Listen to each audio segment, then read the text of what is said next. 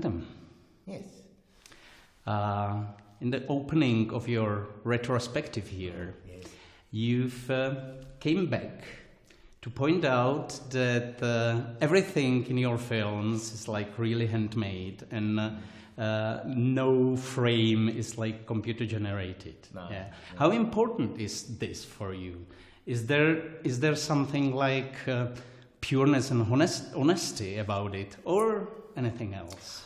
You know what, I think I like to set rules for myself. I like boundaries, and I set this rule for myself 21 years ago when I was studying animation at film school. I said everything in front of the camera has to be real. No CGI skies, no green screen, blue screen. I want to be a traditionalist. I want to be a purist. So I set those rules 21 years ago, and I've stuck to them. I mean, of course, we use computers to digitally erase rigs and clean things up, but every prop, set, and character is something you could hold in your hands. You still make it everything yourself, or no? Well, these days, no. I love sculpting. I will always sculpt my own characters. I will always do the design for my films. But I'm very happy to let other people help me now. I don't like animating. I'm very happy to never animate ever again. That's the one part of the whole filmmaking process I don't enjoy. So I love editing, writing, directing, sound design. Just don't like animating. Why puppet and clay is your weapon of choice? When I was at film school, I was computer animation had just started, and every student had to do a little exercise in computer animation. And I sat there all day in front of this computer screen, getting this ball to just do that. And I thought, oh, no, I'm not going to be one of those animators. I have to get my hands dirty. I need to be moving around. I can't just be sitting there all day. So I knew very early on that I was going to be a stop-motion animator rather than a 2D or computer animator. Oh. There is one motive in your films which is quite obvious, and it's very often there, that the characters create little figures, from shells and from other stuff. Yes. Is that something which you bring from your childhood? Did you do it as well? Yes. Look, I like self-referencing animation. I like. As a child, I collected Smurfs, Star Wars figurines, Army Men. I did collect lots of little things, and there's a sadness too about, particularly people who are very lonely and melancholic, that they collect things. They're like little friends because they haven't got real friends, so they've got all their little friends.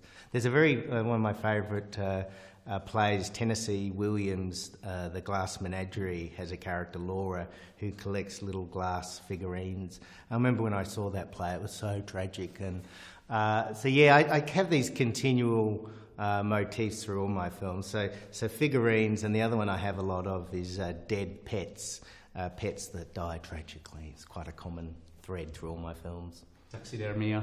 Yeah, taxidermy. I collect taxidermy, so there's a lot of myself in all my films too. I think my characters are extensions of who I am, I always say my films are based on a true story, but they're not documentaries, they're fictional, yeah. Mm-hmm. That was actually I wanted to ask, which part of how much there is documentary, how much is fiction, and how much is like self-portrait. Yeah. Well, I think it depends on the character, but for example, Max from Mary and Max is that character is very similar to the real person. I have a real pen friend in New York who I still write to. His name's not Max, but he's very true to life. But then Harvey Crumpet's an amalgamation of lots of different people. Harvey is sort of based on family and friends, but I had do you have Cub Scouts here in Czech? It's like a club for boys where you go out into the forest and Scouts. Yeah. When I was a scout, a little boy, our scout leader had a steel plate in his head. He'd had a car accident, and they put this big plate to sew his skull back together. And he But told he's us. not magnetic. Well, I was wondering, was he magnetic? And what if he got struck by lightning? And could he pick up radio signals? You know, like it would be a human radio. And so I was always fascinated by his steel plate. And I would never have guessed that one day I'd make a film about a character with a steel plate in his head that then wins an Oscar. So, you know, he's based on lots of different characters. But then Uncle, Cousin and Brother, my shorts, they're certainly 50-50. I mean, I love that expression, never let the truth get in the way of a good story. So I certainly embellish and exaggerate. The story comes first, yeah. People often label your characters as outsiders. Yeah. Do you like this label? Yeah, look, I suppose people who see all the films together, they try and find a link, and there certainly are links, there's motifs. The characters, I would prefer to use the word underdogs. They're characters who don't quite fit into society, they're marginalised, misunderstood. They usually have some fundamental imperfection. I'd never use the word disabled, but they would have something, a fundamental flaw. But I think the thing that links all the characters are, and what I'm trying to say with every film is that everybody is imperfect, I'm imperfect, my characters are imperfect, and what I'm really trying to say is that you have to embrace your own imperfections as well as others, and it's a very simple message, but I love repeating it through all my films, and I think that's why the films have done so well. I never knew that they would be travelling to film festivals outside of Australia. I thought I would just make them for Australia, but I suddenly realised that they were quite universal, and that these little lumpy blobs were characters that people in other countries would identify with and relate to. So that was a real surprise. I never intended that. I actually see them not as outsiders, but as survivors, because that's what your films are like for me about. Yeah. Yes, yeah. Look, they certainly all survive a lot of bad luck. I mean, Harvey Crumpet has perpetual bad luck, but somehow they get to the end, and they're not heroic, but they are sort of heroes of a degree. They make it to the end. They usually find love. Their partners usually die. Their animals die. People all around them die. But for some reason, despite all their bad luck, they make it through. Yeah. Are you afraid of death? I'm not. No, do you know what? I'm 45 now, and I think because I write so much about death, I've researched death. I'm all for euthanasia. I'm an atheist. I'm not afraid of death. I'm afraid of pain. So I think everybody's afraid of pain. No, I think when I was at film school, I had this idea of making 9 films, a trilogy of trilogies, and I never thought I'd get even halfway, but I'm up to number 6 now, so I've only got 3 to go. And actually I was giving a talk to some little children back in Australia recently, and I said, any questions? And this little girl put up her hand and she said, how long does it take you to make a film? And I said, they take on average about 5 years. And she went, okay. I said, any other questions? And this little boy put up his hand. He said, well, Mr. Elliot, I've worked out if it takes you 5 years to make a film, you've only got 4 left. I was like, okay, right. Well, I must be going. Will you help me? Yeah. So I think that was a real shock, and I got a real sense of my own mortality, because when I was younger, I thought, I'll make hundreds of films. But, my mother always said it's quality, not quantity. So make sure what you make is the best thing you could possibly do. Yeah. You often break taboos in your films. Do you have any taboo? That word taboo, I never used to think about what is taboo, what is not taboo. I just would explore subjects and stories that I was interested in. So I'm very lucky in Australia that the government doesn't tell me what to do. I have a lot of freedom and creative control. But recently I've started thinking, well, what haven't I done that's taboo? And I thought, well, I haven't done a real sex scene yet. I'd like to do a full-on sex scene. But there's certain subjects that I probably will stay away from. I mean, pedophilia, I don't think I'll go there. Religion, I do gently talk about my atheism in my films. Atheism is a common sort of subject, but I don't get on my soapbox and preach and, so religion, death, I mean, what's left? What else is taboo? Masturbation. Let's write a list, shall we? What haven't I done? But look, the characters come first, and the characters, when I'm writing, they become so real that they tell me what they're going to do.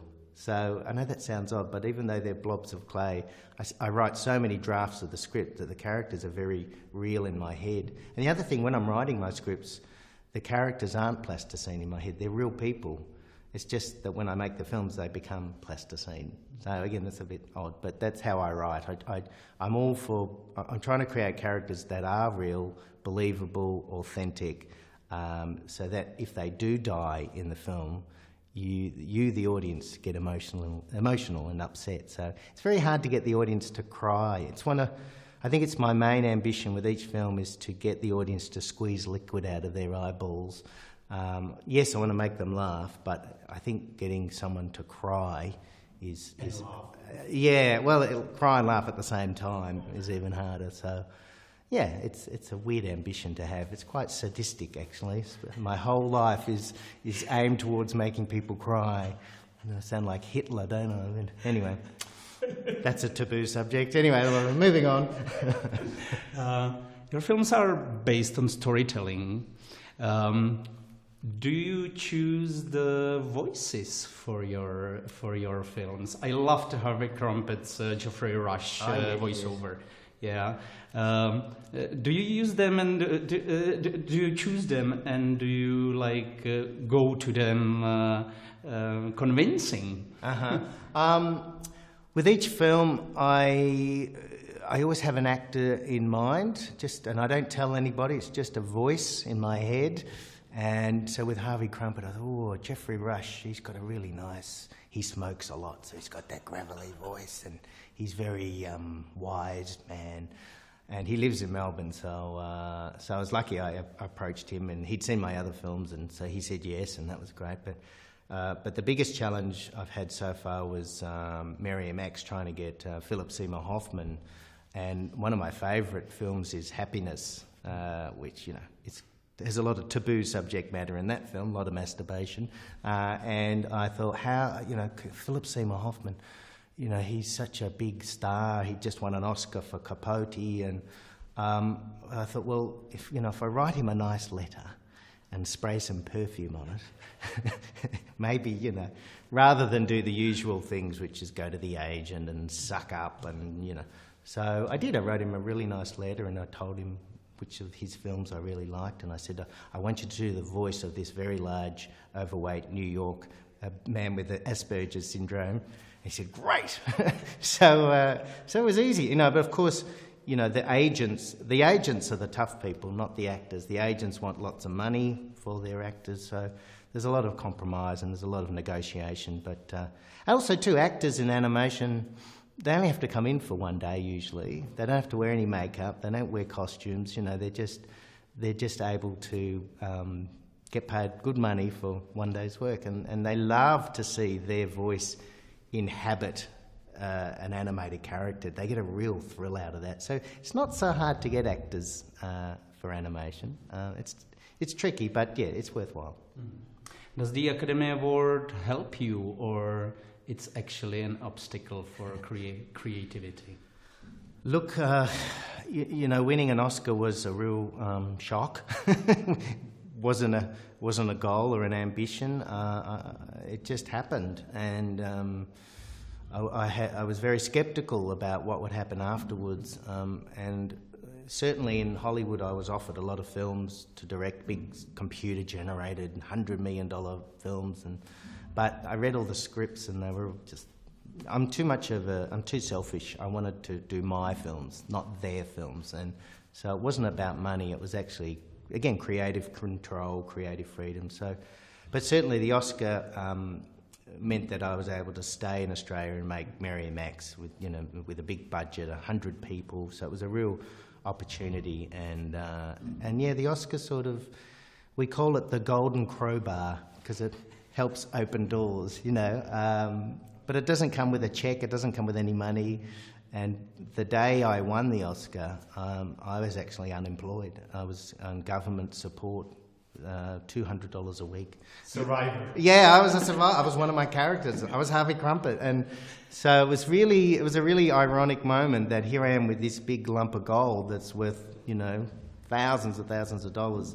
Yet I had no money in the bank. I was poor, and the government was supporting me. So, that's changed. I'm okay now, but. Yeah, look, I'm pretty happy doing what I'm doing, staying in Australia. Yeah, sometimes I think, maybe I should go to Hollywood and take all that money and make a big Hollywood film, but no, I'm too old now. Stay in Australia. Yeah. Aren't you afraid that you will be predictable as a creator when you have your own world and the characters which are very similar and stuff like this? That's a great question. I'm terrified that with each film I'm just repeating myself. So I'm very conscious now of how do I make each film different to the one before, but at the same time keeping my style and my aesthetic. And my last film, I tried to make something that was lighter and more comedic, which was Ernie Biscuit. And it did well, but it didn't do as well as the other films. And I realised that my audiences didn't want me to make light, happy films. They wanted dark. So this new film's going to be really dark.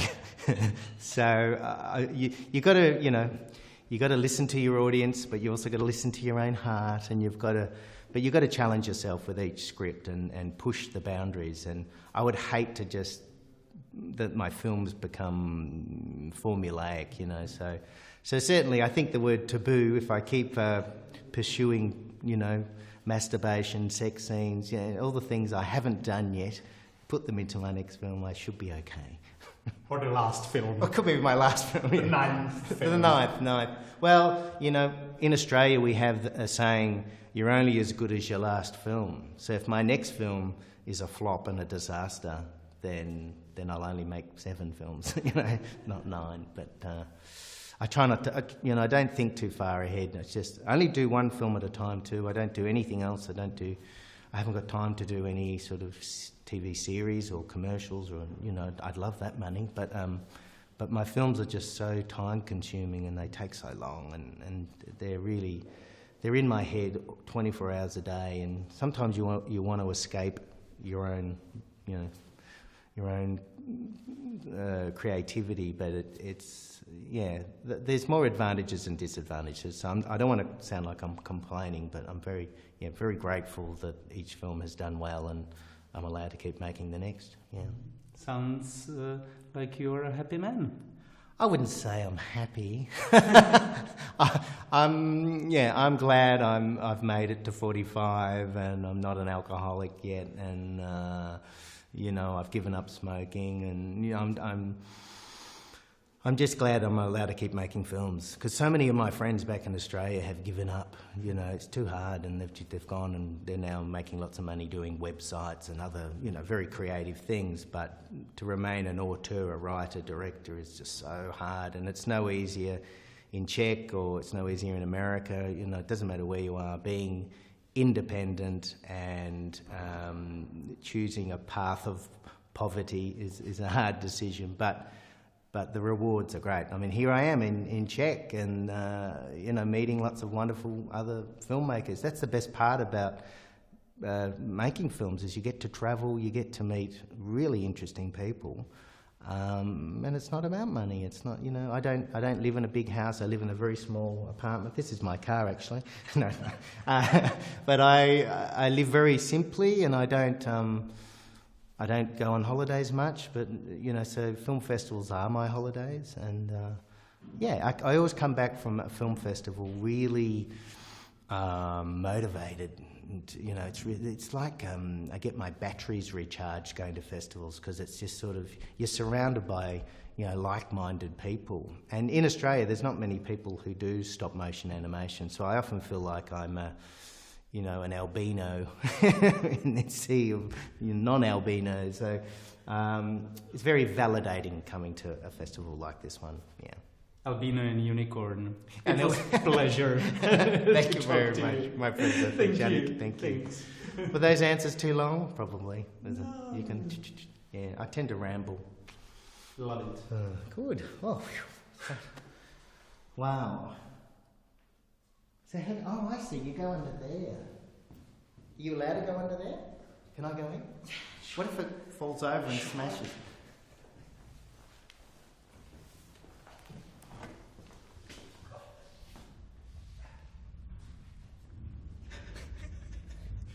Harry Trumpet coming from Poland in his own car. Can I? Oh, it even. Sneak down to everybody.